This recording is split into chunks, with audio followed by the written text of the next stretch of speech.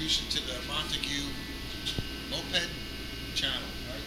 Okay, this is my 2025 Polaris 450H.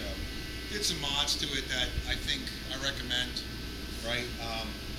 The hand guards, you know, for obvious reasons. These mirrors, these are also Polaris mirrors. It's all Polaris stuff, right? Well, most of it. But so when you buy these Polaris mirrors, this side right here is real simple. You just bolt it onto the handlebar. Now this side's a little tricky. Now if you didn't, this bracket here is for the master cylinder. But the problem here is that when you buy the handguards, the original bracket there is replaced with the handguard bracket. But when you buy the mirror, that then has to go over the handguard bracket. Now, the problem with that is that you can see they did make it so that you can stack them.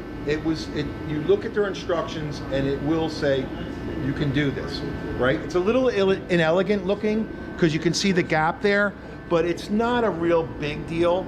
I mean, I can live with it, you know, but that's what Polaris made. That's what they did.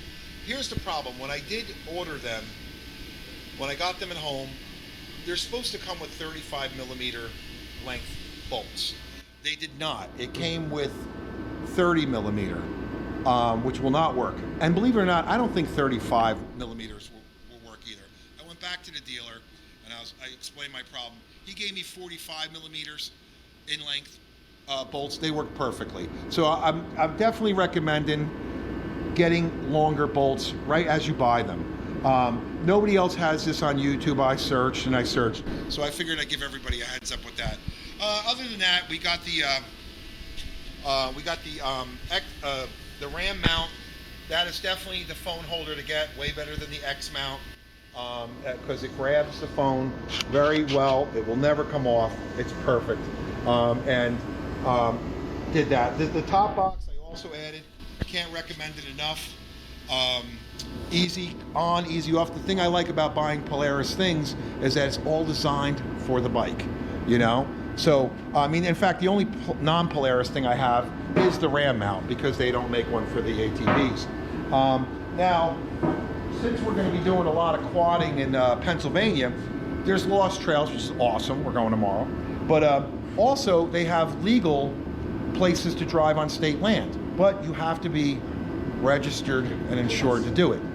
Well, unlike New Jersey, in Pennsylvania, they accommodate for you. So we got this license plate. Okay, now my brother, obviously when you buy an ATV, there is no bracket for a license plate. So he just nicely made me a custom one tonight. And we got that on there. That looks great. Okay, yeah, he did a really good job with making that bracket. And we used the existing bolts that were already there on the frame. So all we had to do was make the bracket. We didn't have to do anything else, you know. So that was simple. You just use the existing bolts. The only other thing that we've done, is I put a winch. Definitely need a winch when you're doing this type of stuff. It's 3,500 pound with synthetic rope, which I recommend.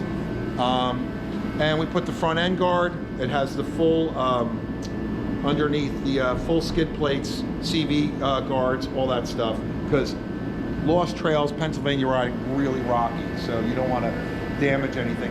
Eventually I'm going to get heated grips, but in the meantime I bought these and I tested them out today. Oh, they're inside, I'm sorry. Well, I bought the Polaris heated hand liners. They worked really good. You know, the only problem is they are battery powered, but you can change the heat settings and you can make them like last from 2 hours to 8 hours depending on the heat setting, you know. Other than that, yeah, pretty much done with it. I think everything is going to work out great, and thanks for watching. Subscribe.